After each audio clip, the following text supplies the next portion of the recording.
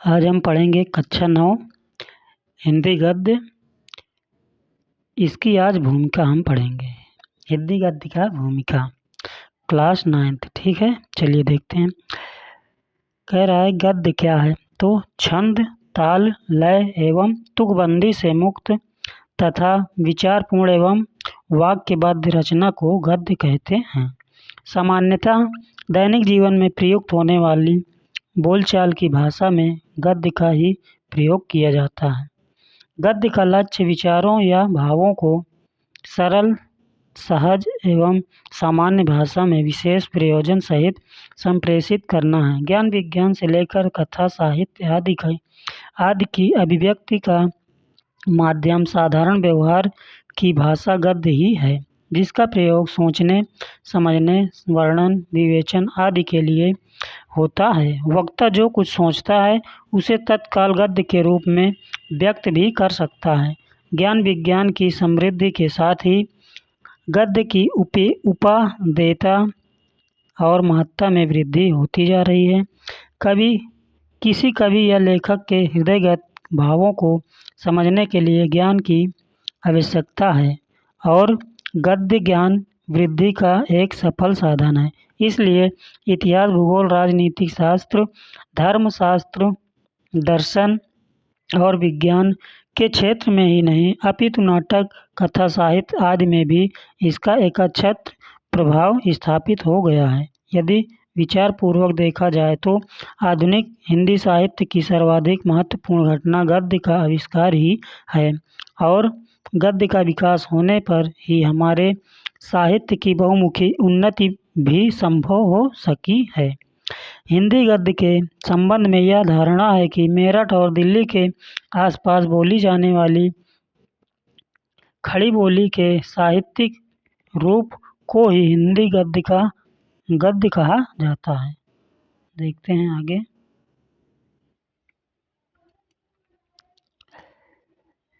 भाषा विज्ञान की दृष्टि से ब्रज भाषा, खड़ी बोली, कन्नौजी, हरियाणवी, बुंदेलखंडी, अवधी, बघेली और छत्तीसगढ़ी, इन 8 बोलियों को ही हिंदी गद्य के अंतर्गत सम्मिलित किया जाता है या किया गया है। तो हिंदी गद्य में कितनी बोलियों को सम्मिलित किया गया है? 8 बोलियों को। हिंदी गद्य के प्राचीनतम प्रयोग हमें राजस्थानी एवं ब्रज भाषा में मिलते हैं।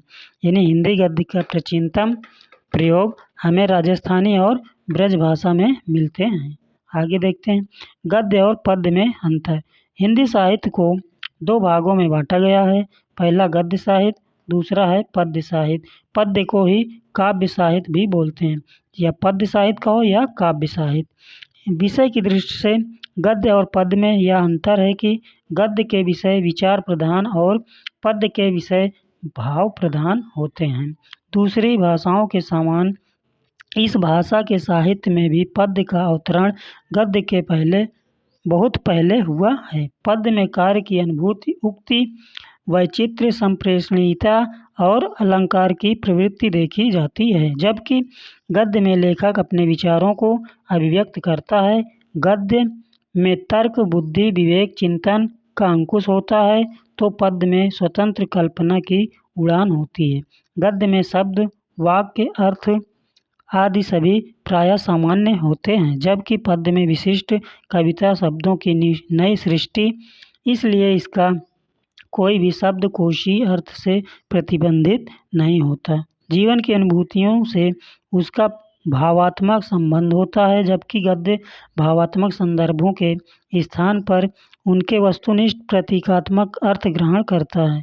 गद्य को निर्माणात्मक अभिव्यक्ति कहा गया है, अर्थात ऐसी अभिव्यक्ति जिसमें शब्द निर्माता के चारों ओर प्रयोग के लिए तैयार रहते हैं। गद्य की भाषा काव्य की अपेक्षा अधिक स्पष्ट, व्याकरण सम्मत और व्यवस्थित होती है। उक्त वैचित्र्य और अलंकरण की प्रवृत्ति भी गद्य की अपेक्षा काव्य में अधिक होती है। गद्य में विस्तार अधिक होने के कारण किसी बात को खोलकर कहने की प्रवृत्ति रहती है, जबकि काव्य में किसी बात को संकेत रूप में ही कहने की प्रवृत्ति होती है। गद्य में यथार्थ, वस्तुपरक और तथ्यात्मक वर्णन पाया जाता है, जबकि काव्य में वर्णन सूक्ष्म संकेतात्मक होता है। गद्य में विरला ही वाक्य अपूर्ण होता है, काव्य में विरला ही वाक्य पूर्ण होता है। क्या कह रहा है यहाँ समझो। गद्य में विरला ही वाक्य अपूर्ण, अपूर्ण मतलब आधा या पूरा नहीं होता, लेकिन काव्य में या पद्य में विरला पूर्ण वाक्य होता है। इस प्रकार गद्य और पद्य विषय, भाषा, प्रस्तुति, शिल्प आदि की दृष्टि से अभिव्यक्ति के सर्वथा भिन्न दो रूप हैं और दोनों के दृष्टिकोण एवं प्रयोजन भी भिन्न होते हैं। आगे देखते हैं। भिन्न होते हैं। गद्य में व्याकरण के नियमों की अवहेलना नहीं की जा सकती, जबकि पद्य में व्याकरण के नियमों पर विशेष ध्यान नहीं दिया जाता। यद्यपि ऐसा नहीं है कि गद्य में भावपूर्ण, चिंतनशील मना स्थितियों की अभिव्यक्ति नहीं हो सकती है और पद्य में विचारों की अभिव्यक्ति नहीं हो सकती, किंतु सामान्यतः गद्य एवं पद्य की प्रकृति उपर्युक्त प्रकार की होती है। चलिए मिलते हैं अगली क्लास में।